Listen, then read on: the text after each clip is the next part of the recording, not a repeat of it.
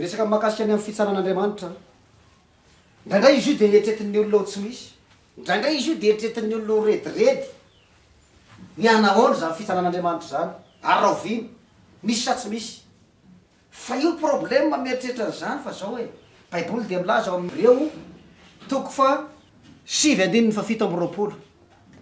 zao no lazay soratra masina am'izany hebreo zany manao hoe ary tahaka ny nanendrenany olona ho foaty indray mandeha rehefa afaka izany de misy ny fitsarana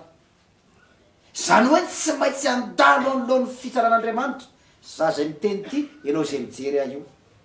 na tianao na tsy tianao na tiako na tsy tiako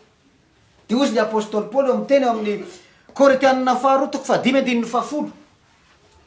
fa sika rehetra rahalahy de samy tsy maintsy ho hita toetra miariary eo anolohan'ny fitsarany Kristy tsisy hafa mandositra amin'ny fitsarana ny olombelona ny resaka eto androany amin'ny resaka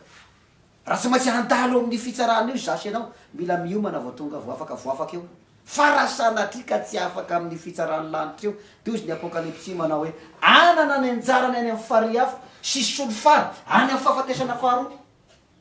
tsy afianina aminao zany fa misy ny fitsaran'Andriamanitra fa raha misy olona manafina aminao fitsaran'Andriamanitra dia ho avy tapoka aminao zany fitsaran'Andriamanitra zany de eo ianao vao tonga saina hoe inona ny tokony ataoko ka tsisy fibebahana tsony aoriana ny fahafatesana afo be ny misy aoriana fahafatesana fa tsy fibebahana tsony fa ndraindray fitapitahan'ny olona koa tsika manao hoe rehefa maty vao misy afo fandiovana vao diovina am'izany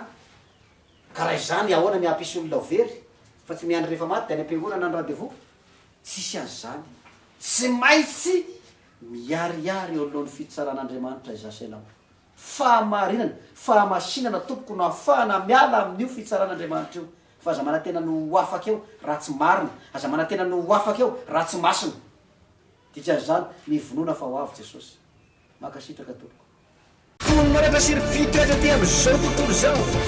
raha misy fanefatsangana de mijery ianareo ary raha misy antso maratsofo de miainoa ianareo ambarao amin'ny firenena rehetra ary manangana fanevo